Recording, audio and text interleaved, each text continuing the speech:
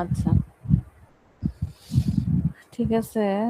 তোমাদের কোন পর্যন্ত হয়েছিল লাস্ট, খেয়াল আছে? আমাদের কি সার্কুলার মোশন শুরু করছিলাম? জি মিস, লাস্ট ক্লাসে সার্কুলার পড়ানো হয়েছে। আচ্ছা, শেষ হয়ে গেছিল না শুরু হয়েছিল? মিস ওই ক্লাসে আপনি প্রজেক্টাইল দেখাইছিলেন, তারপর হচ্ছে এগুলা একটু একটু দেখাইছিলেন সবগুলা, আচ্ছা যে আচ্ছা, কোনগুলা পড়তে হবে। তাহলে আমরা সার্কুলারটা পড়ি, কারণ আমাদের কুইজ আছে। ঠিক আছে। জি মিস। আচ্ছা, প্রথম থেকে করবো না? কোন পর্যন্ত পড়া হয়েছিল? রোটেশনাল শুরু হয়েছিল, রোটেশনাল মোশন ডিফারেন্সটা পড়ানো হয়েছিল, এটা জি এখান থেকে মিস, পড়াই না? ডিফারেন্স পড়ান নাই মিস। পড়াননি। আচ্ছা, ওকে এটা মিস। এখান থেকে শুরু করি আমরা।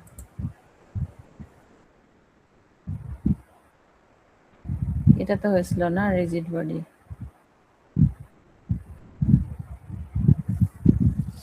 আচ্ছা, আমরা তাহলে শুরু করি আজকে। আমরা রোটেশনাল মোশন আজকে পড়ব। তাহলে রোটেশনাল মোশন আর সার্কুলার মোশনের মধ্যে পার্থক্য কি সেটা পড়বো আমরা, রিজিড বডি কি সেটা পড়বো। তো রোটেশনাল মোশন আসলে আমরা এটা রিজিড বডি, মানে রোটেশনাল মোশন তো আসলে অনেক বডিরই হতে পারে, যে কোনো ধরনের অবজেক্টের হতে পারে। আমরা এখানে কনসিডার করব হচ্ছে শুধু রিজিড বডি। ঠিক আছে, তাহলে রিজিড বডি মানে কি, কারো খেয়াল আছে? রিজিড বডি মানে হচ্ছে যে একটা বস্তু যার একটা শেপ আছে এবং কোনো একটা মোশনে গেলে বা এর একটা বল প্রয়োগ করলে এটার সাইজের কোনো পরিবর্তন হয় না, তাই না? তাহলে দুইটা পয়েন্টের মধ্যে যে ডিস্টেন্সটা আছে, বল প্রয়োগ করলে সেটা কি হবে, কোনো চেঞ্জ হবে না। ঠিক আছে, এরকম একটা বডিকে আমরা বলি রিজিড বডি। তো এই রিজিড বডি, তাহলে এটাকে আমরা সার্কুলার মোশন পড়ছি। এখন রোটেশনাল মোশন আর সার্কুলার মোশনের মধ্যে পার্থক্য কি দেখো। সার্কুলার মোশনে আমরা একটা পার্টিকেল, সে সার্কুলার মোশনে গেছে, শুধু একটা পার্টিকেল নিয়ে ডিল করি, হ্যাঁ। আর রোটেশনাল মোশনে ওই বস্তুটাতে যতগুলো পার্টিকেল আছে, যেমন একটা পার্টিকেল আছে r1 দূরত্বে, আরেকটা পার্টিকেল আছে r2 দূরত্বে, এগুলো প্রত্যেকটার ইন্ডিভিজুয়াল ইফেক্ট আমরা কনসিডার করি। তার মানে বডি, একটা বস্তুতে যতগুলো পার্টিকেল থাকবে ততগুলো মাস আছে, তার রেডিয়াস আছে, তার ভেলোসিটি আছে, সবগুলো আমরা কনসিডারেশনে আনি। এটা হচ্ছে রোটেশনাল মোশন। তাহলে সার্কুলার মোশন হচ্ছে প্রতিটা পার্টিকেলের যে যে বিহেভিয়ার, এটা স্টাডি করা হচ্ছে সার্কুলার মোশন। আর রোটেশনাল মোশন হচ্ছে যে প্রত্যেকটা পার্টিকেল, প্রত্যেকটা আলাদা আলাদা করে তাদের কম্বাইন ইফেক্ট, হ্যাঁ, স্টাডি করা, এটা হচ্ছে রোটেশনাল মোশন। আচ্ছা, তাহলে একটা বস্তু যখন রোটেশনাল মোশনে যায় তার কি কি প্যারামিটার থাকতে পারে, কি কি মেজারমেন্ট থাকতে পারে, সেটা আমরা পড়ব। এখন আমরা দেখি যে সার্কুলার মোশন আর রোটেশনের মধ্যে ডিফারেন্সটা কি। তাহলে সার্কুলার মোশনে বস্তুটা কি থাকে, একটা সার্কুলার পথে একটা সেন্টার থাকে এবং পথে সে রোটেট করে, এটা সার্কুলার মোশন। একটা পার্টিকেল আমরা কনসিডার করছি। আর রোটেশনাল মোশনে তাহলে কি হয়, কি কি হয় বলো তো, কারো কোনো ধারণা আছে? কেউ কিছু বলতে পারো? সার্কুলার মোশন আর রোটেশনাল মোশনের কি পার্থক্য? এক্সাম্পল, সার্কুলার মোশনের এক্সাম্পল কি, কেউ বলতে পারবা? পৃথিবী সূর্যের চারিদিকে ঘুরে, এটা কি ধরনের মোশন, সার্কুলার না রোটেশনাল?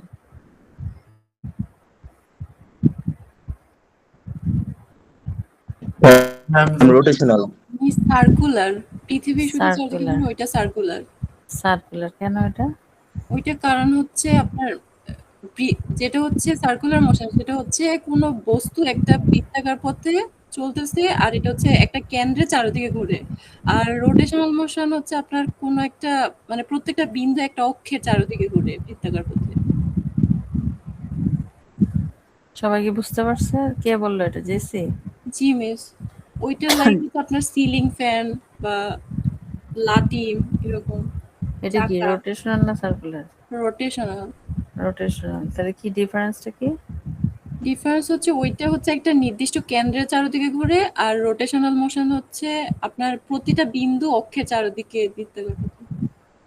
তাহলে দুইটাই সেম হয়ে গেল, যে বিন্দুকে কেন্দ্র করে যে দুইটা ঘুরছে, তাই না? জি, বাট ওইটা আপনার হচ্ছে বস্তুর অবস্থান পরিবর্তিত হয় সার্কুলার মোশনে। আচ্ছা, একটু কারেকশন মনে আছে, তাই না? সার্কুলার মোশনে বস্তু যে বিন্দুটাকে কেন্দ্র করে ঘুরে, ওই বিন্দুটা বস্তুর ভিতরে থাকবে না, ওটা বাইরে থাকবে, ঠিক আছে? জি মানে বস্তুটা, এই যে ধরো এখানে এই ছোট্ট একটা পয়েন্ট, এই বিন্দুটাকে কেন্দ্র করে ঘুরছে, এই বিন্দুটা কিন্তু বস্তুর গায়ের মধ্যে নেই। কিন্তু ফ্যানটা দেখো, ফ্যানটা এই অক্ষকে কেন্দ্র করে ঘুরছে, অক্ষর যে সেন্টারটা ওটা কিন্তু ওর গায়ের মধ্যে আছে, তাই না? জি তার মানে সেন্টারটা কোথায় থাকবে? বস্তুটার ভিতরেই থাকবে। আর এই ফ্যান যদি আরেকটা বিন্দুকে কেন্দ্র করে ঘুরে, তখন ফ্যানটার মোশন কি হয়ে যাবে? Circular motion. কথা বোঝা গেছে? তাহলে সার্কুলার মোশনে একটা বস্তু অন্য আরেকটা বস্তুকে কেন্দ্র করে ঘুরে, আর রোটেশনাল মোশনে বস্তুটা নিজের ভিতরেই সেন্টারটা রাখে এবং সেটাকে কেন্দ্র করে ঘুরে। বোঝা গেছে? জি মিস। যেমন পৃথিবী সূর্যের চারিদিকে ঘুরে, পৃথিবী সূর্যের চারিদিকে ঘুরে, তার মানে এটা কি ধরনের মোশন? Circular motion. হ্যাঁ, তাহলে তাহলে এটা বোঝা গেছে, তাই না? তাহলে পৃথিবী সূর্যের চারিদিকে ঘুরে, এটা সার্কুলার মোশন, আর পৃথিবী যখন নিজ অক্ষকে কেন্দ্র করে ঘুরে, সেটা হচ্ছে রোটেশনাল মোশন। ঠিক আছে? এই দুইটা তো ক্লিয়ার সবার কাছে, তাই না? তাহলে একটা বস্তু যখন অন্য আরেকটা বস্তুকে কেন্দ্র করে ঘুরে সার্কুলার, আর ওই বস্তুটা যখন নিজেকে কেন্দ্র করে ঘুরে, নিজের ভিতরে একটা পয়েন্টকে কেন্দ্র করে ঘুরে, একটা বিন্দুকে কেন্দ্র করে ঘুরে, সেটা হচ্ছে রোটেশনাল মোশন। আচ্ছা, এখন আমরা দেখি এটা হচ্ছে দুইটার মধ্যে পার্থক্য এবং তার এক্সাম্পল দেওয়া আছে এটা। এখন আমরা দেখি যে একটা বস্তু যখন রোটেশনাল মোশনে যায়, আমরা কি কি মাপতে পারি, কি কি জিনিস মাপতে পারি। তাহলে দেখো, একটা অক্ষকে কেন্দ্র করে সে ঘুরে, তাই না? তাহলে এটা একটা প্যারামিটার। তার মানে ফিজিক্সে আমরা সবসময় একটা ঘটনা যখন ঘটে, সেটাকে মেপে মেপে বুঝি।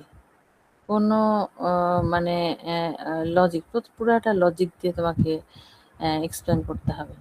তাহলে এখানে আমরা দেখতে পাচ্ছি একটা বিন্দুকে কেন্দ্র করে ঘুরে একটা সে একটা বিন্দু না, অনেকগুলো বিন্দু, কারণ এখানে আমরা অনেকগুলো প্রত্যেকটা পার্টিকেল কনসিডার করব। এই জন্য একটা প্যারামিটার নাম হচ্ছে অ্যাক্সিস অফ রোটেশন। ঠিক আছে? তারপরে কি রেডিয়াস আছে, অনেকগুলো রেডিয়াস আছে, তাহলে এটাকে আমরা বলবো রেডিয়াস অফ জাইরেশন। তাহলে দুইটা হলো, এগুলো আমি পরে এক্সপ্লেন করবো আবার, এমনি এখন ছবিটাতে বোঝাচ্ছি। তারপরে দেখো এখানে, তাহলে এর মাস কয়টা হবে, সেন্টার কয়টা হবে? অনেকগুলো সেন্টার না? প্রত্যেকটা পার্টিকেল তার একটা সেন্টার, প্রত্যেকটা পার্টিকেল তার একটা সেন্টার, তাহলে তার একটা কম্বাইন্ড ইফেক্ট হবে। এখানে আরেকটা প্যারামিটার হবে। ঠিক আছে? আরেকটা হবে যে ওই যে জড়তার ভ্রামক যেটা বলে, মোমেন্ট অফ ইনার্শিয়া। এরকম চারটা, অনেকগুলোই প্যারামিটার আছে, আমরা চারটা প্যারামিটার করবো।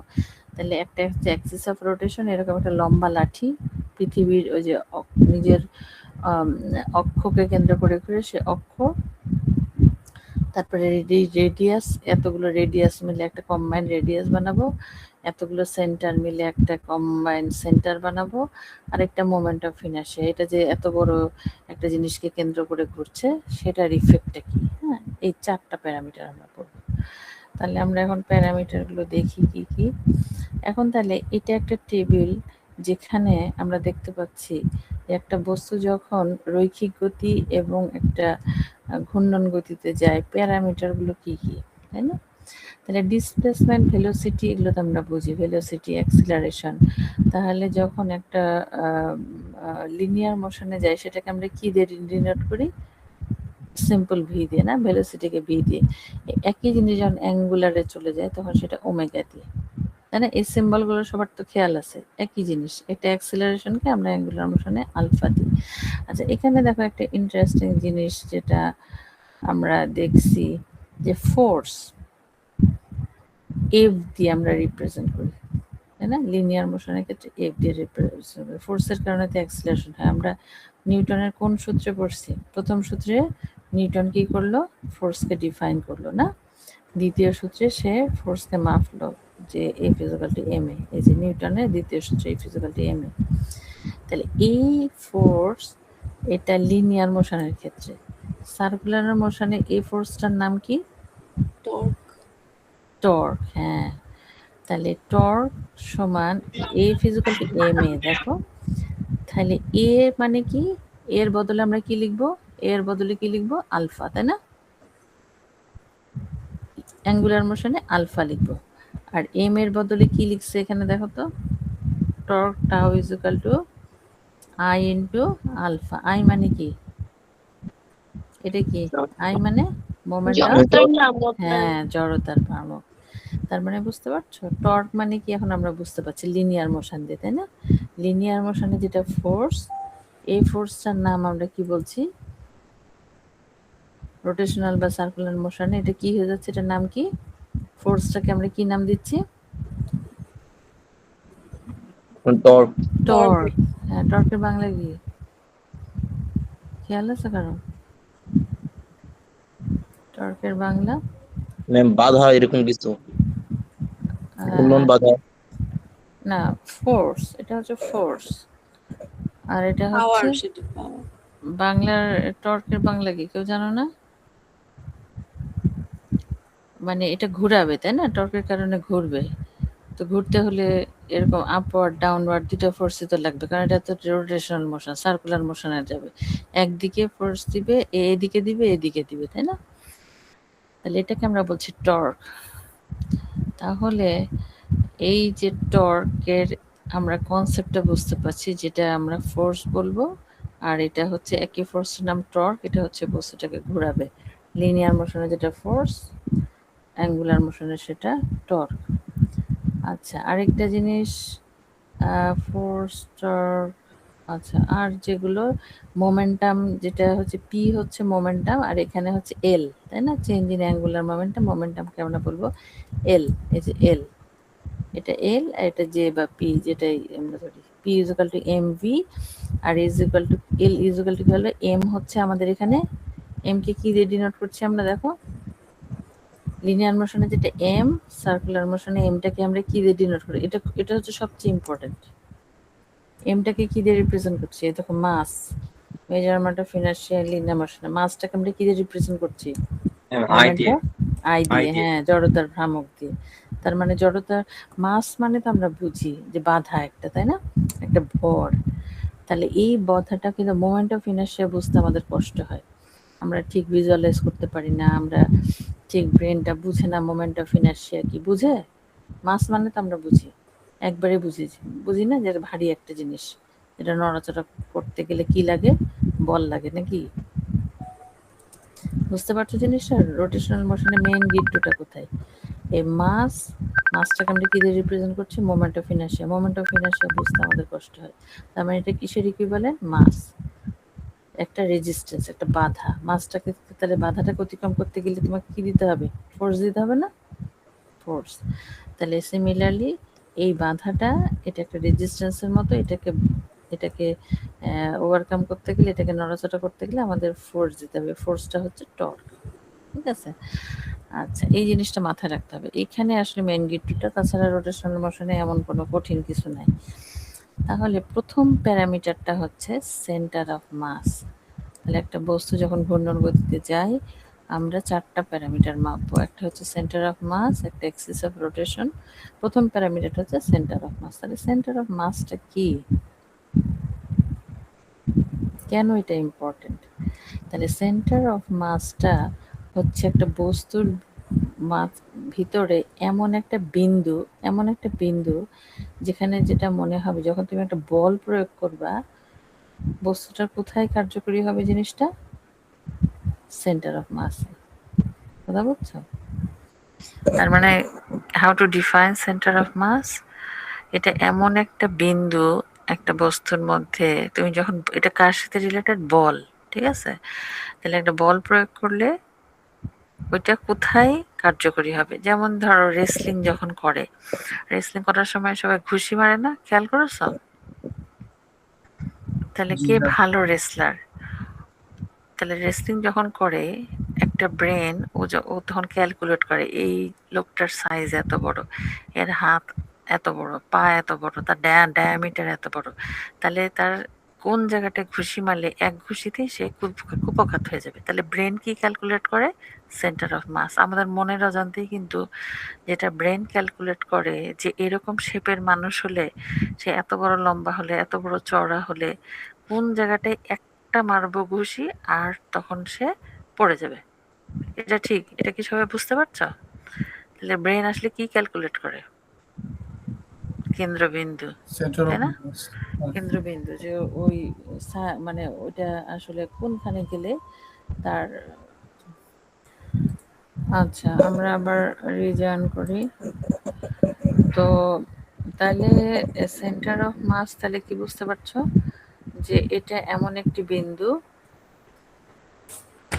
যেটা এমন একটি বিন্দু যখন একটা বস্তুতে বল প্রয়োগ করলে বস্তুটা কোথায় কার্যকরী হবে? বলটা ওই বিন্দুতে। ঠিক আছে, এই বিন্দুটার নাম হচ্ছে সেন্টার অফ মাস। তাহলে আমাদের মনের অজান্তেই কিন্তু আমাদের ব্রেন ওই বিন্দুটা ক্যালকুলেট করে। তাহলে একটা পাখি আমরা দেখো যে যে আঙ্গুলে এরকম একটা স্ট্রাকচার, না পাখির মতো একটা স্ট্রাকচার, এই স্ট্রাকচারটা আমরা তো অনেক সময় কোনো গাড়িতে দেখি ঠোঁটের উপরে গাড়িটা দুলছে, তাই না? ঠোঁটের উপর পাখিটা দুলছে, এরকম কোনো গাড়িতে দেখছো তোমরা? গাড়ির সামনে এরকম একটা পাখি থাকে যেটা ঠোঁটের উপরে তাকে সাপোর্টটা দিয়ে ওই ঠোঁটের উপরে ব্যালেন্স করে কিন্তু পাখিটা দুলে। এটা কি কখনো দেখছো কেউ? জি ম্যাম, দেখছি। হ্যাঁ, তার মানে এটা কি? ওই যে এত বড় স্ট্রাকচার খালি ঠোঁটের উপরে এসে দুলছে, ওইটা ওই পয়েন্টটার নাম কি তাহলে? Ma'am, centre of mass. Centre of mass. হ্যাঁ, সেন্টার অফ মাস। তাহলে এই সেন্টার অফ মাসটাকে কি আমরা কখনো দেখো এখানে কোথায় দিছে সেন্টার অফ মাসটা? পাখির পায়ে, পাখির পায়ে অ্যাডজাস্ট করা হয়েছে, তাই না? সেন্টার এই ছবিতে, আমাদের এই ছবিতে কোথায় দেখতে পাচ্ছি সেন্টার অফ মাসটা? পাখির পায়ে না? জি ম্যাম, লেজের উপর। তার মানে সেন্টার অফ মাসটা তুমি কন্ট্রোল করতে পারো। কিভাবে কন্ট্রোল করতে পারো? কি দিয়ে?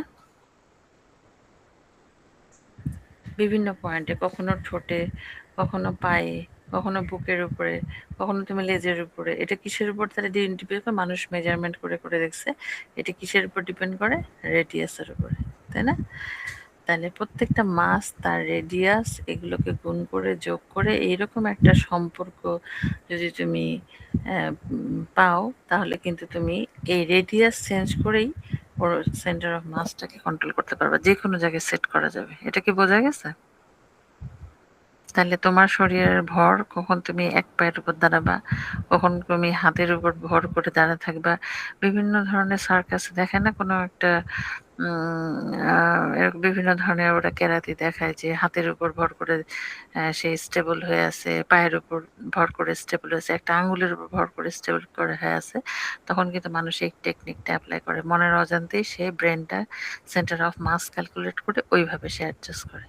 তাহলে এই যে প্যারামিটারটা আমরা শিখলাম, যে যে কোনো শেপের একটা বডি হলেই সে বডিটাকে আমরা এই ইকুয়েশনের মাধ্যমে মানুষ মেপে মেপে দেখছে। সেন্টার অফ মাসটা বিভিন্ন শেপের বডি হলে আসলে প্রত্যেকটা পার্টিকেল এবং সে সেন্টার থেকে কতখানি দূরত্বে R1 R2 এভাবে করে যোগ করে আমরা সেন্টার অফ মাসটা ক্যালকুলেট করতে পারি। বোঝা গেছে?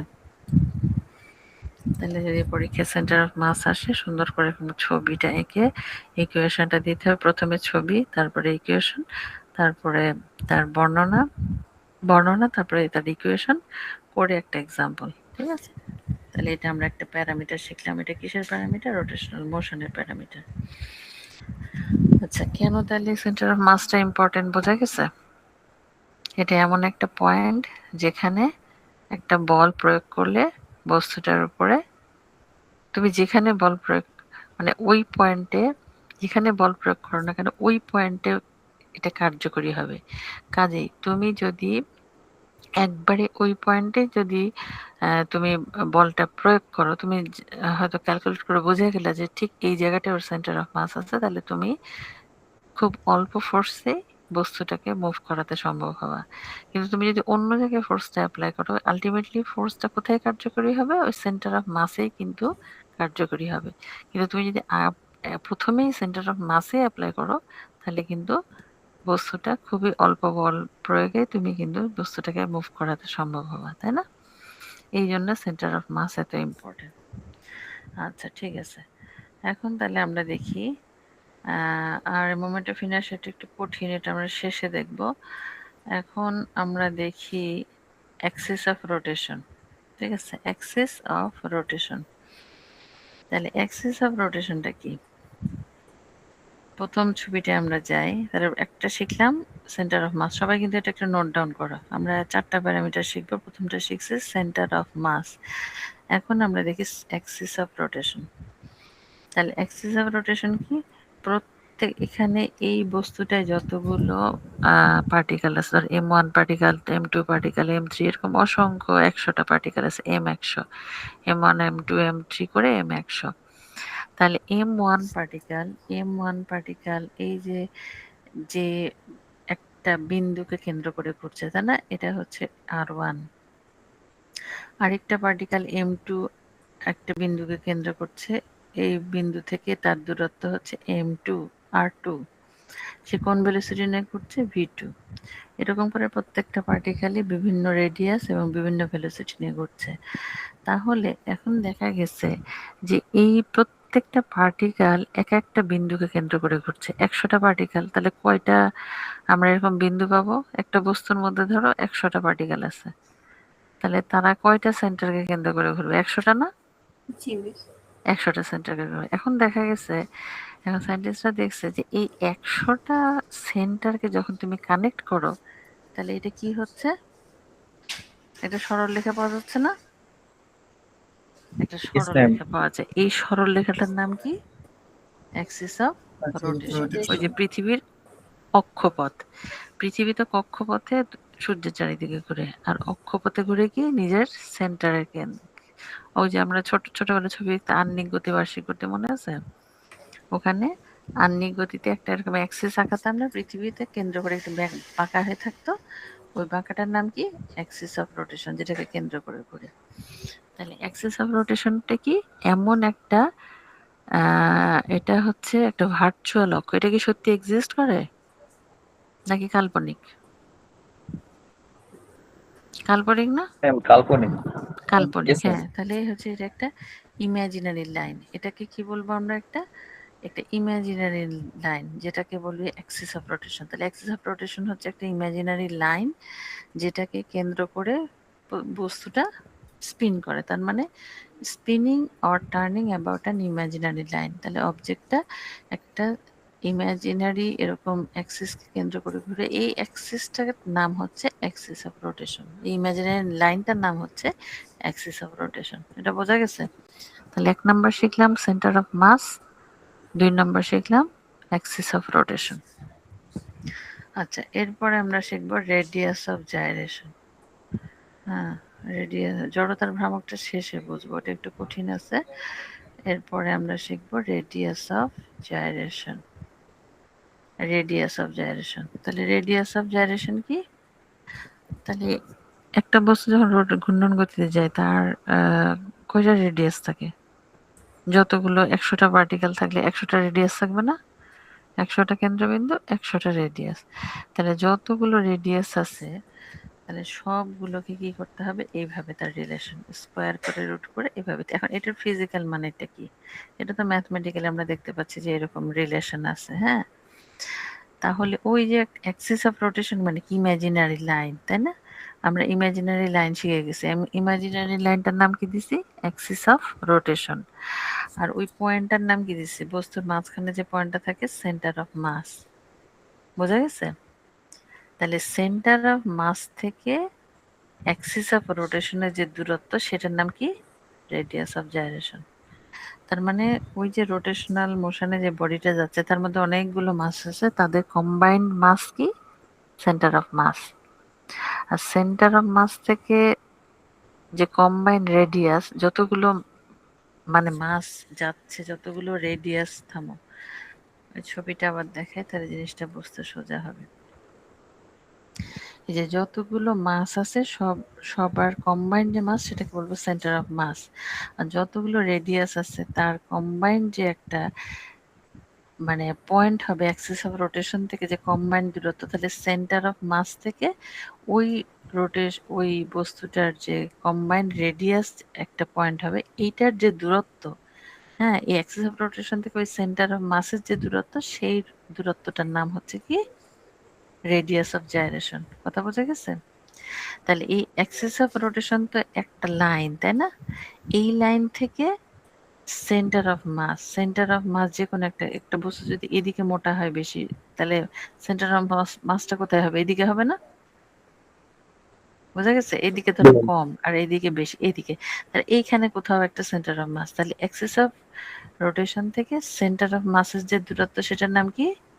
Radius of gyration.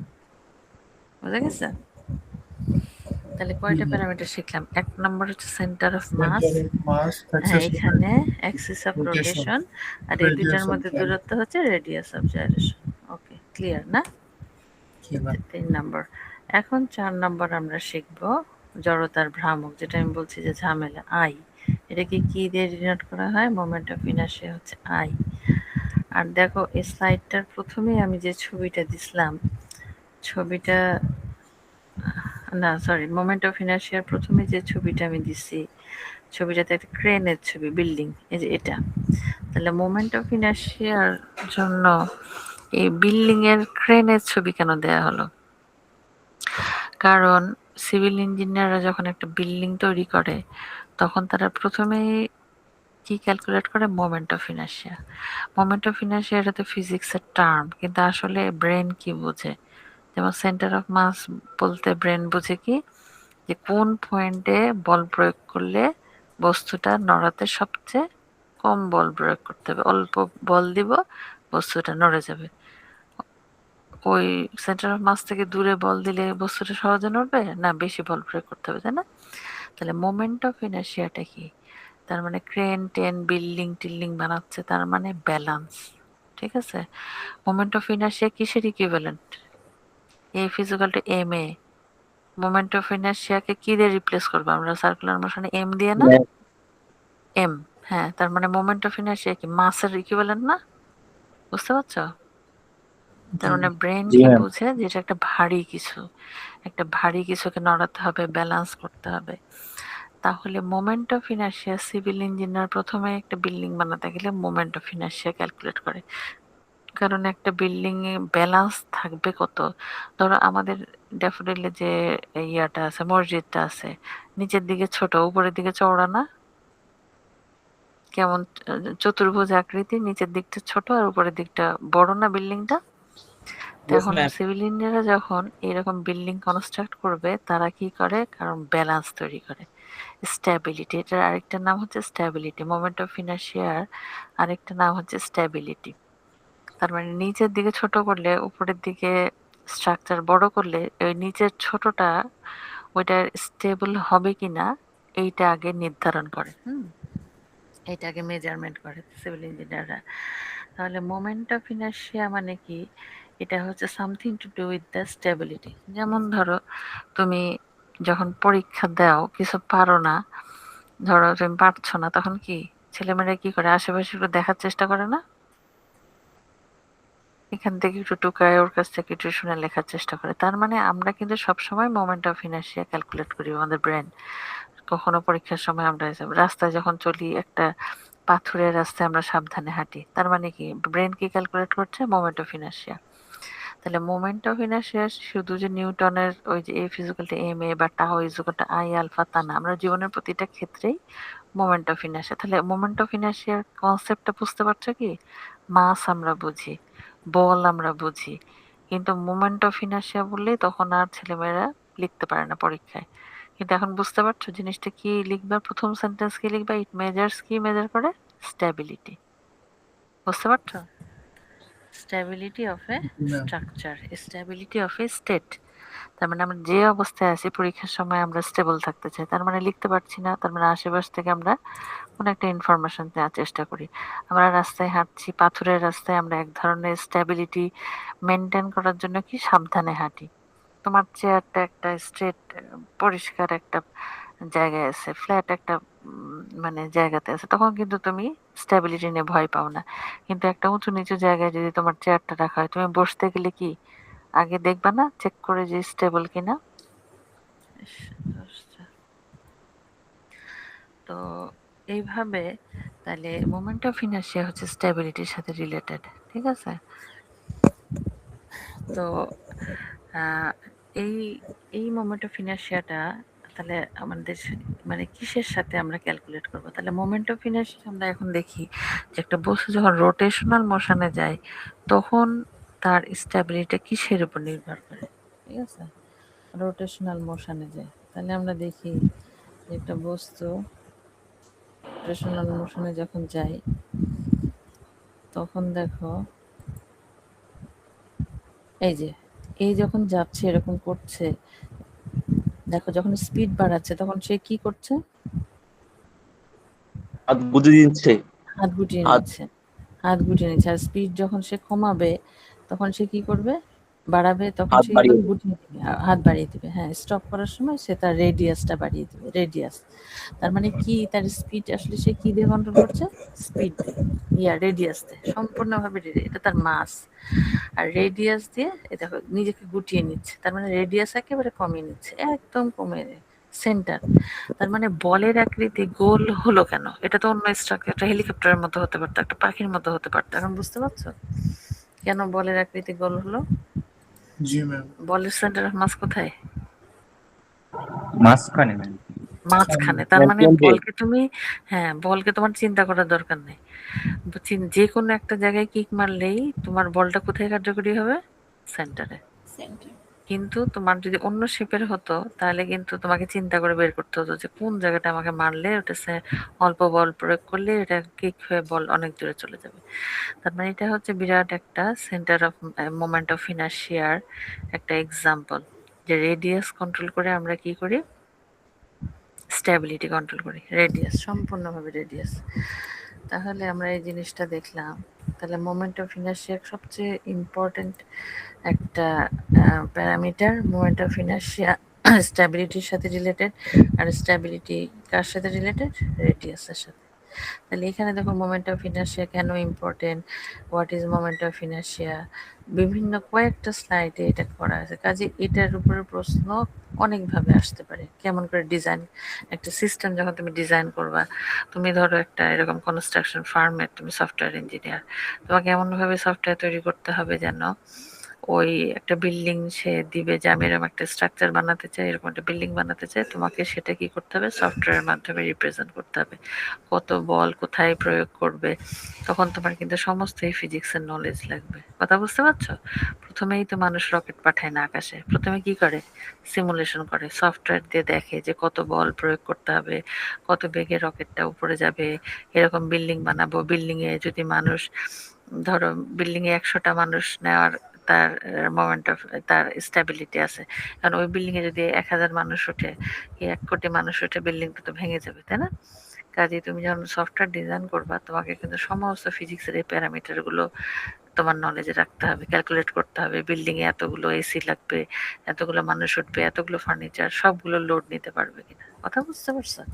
তাহলে তুমি যখন প্র্যাকটিক্যাল লাইফে ডিজাইনের কাজ করবা তখন কিন্তু এই ফিজিক্সের এই সমস্ত মোমেন্ট অফ ইনার্শিয়া, তারপরে সেন্টার অফ মাস, এই সমস্ত প্যারামিটারগুলো দিয়ে সব ক্যালকুলেট করতে হবে। তুমি তো সফটওয়্যার বানাবে কি দিয়ে? কম্পিউটার দিয়ে। কম্পিউটার তো কম্পিউট করে, কাজেই এই সমস্ত প্যারামিটার দিয়েই সব কম্পিউট করে করে সে বুঝবে যে একটা বিল্ডিং এর স্ট্রাকচার এরকম, স্ট্যাবিলিটি এরকম, অ্যাক্সিস অফ রোটেশন, মানে সমস্ত কিছু প্যারামিটার এভাবে হবে, ঠিক আছে?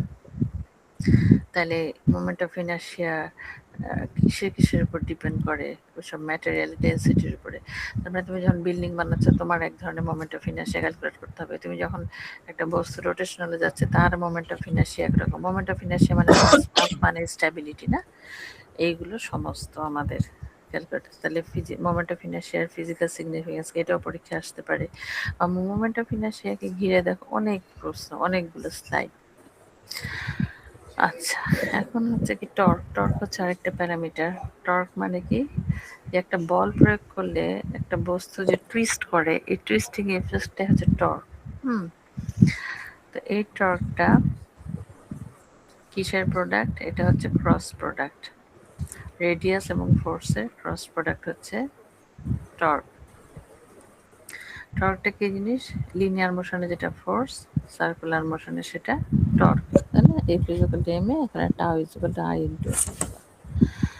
এই টর্কের উপরে দুই একটা এরকম স্লাইড আছে যেগুলো অলরেডি এই যে রোবোটিক্স অটোমেশন, তোমরা কয়েকদিন পর রোবোটিক্স যখন পড়বে তখন কিন্তু এইগুলো সব টার্মগুলো তোমার লাগবে। এই সেকশনটার জন্য খুব ইম্পর্টেন্ট রোটেশনাল মোশনটা, কারণ তোমরা যখন রোবোটিক্স পড়বে সব এই প্যারামিটারগুলো দেখবে তোমাদের লাগবে। হ্যাঁ, এটা হচ্ছে সেটার সাথে রিলেটেড এই স্লাইডটা। আচ্ছা, এগুলো তো পড়ার দরকার নেই। হ্যাঁ, এটা আমি জাস্ট দিচ্ছি, কিন্তু এটা তোমাদের পরীক্ষার জন্য পড়ার কোনো দরকার নেই। যে এই প্রতিপাদনটা এই পর্যন্ত পড়লে তোমাদের খুব অ্যাপ্লিকেবল। আর এদিকে আছে শুধুমাত্র যেটা পড়ার দরকার নেই, অ্যাঙ্গুলার মোমেন্টাম। হ্যাঁ, কি ওটা হচ্ছে linear momentum mass into velocity. Momentum মানে কি আমরা পড়ছি ওই যে নিউটনের দ্বিতীয় সূত্রে, তাই না? মোমেন্টাম বলতে আমাদের ব্রেন কি বোঝে?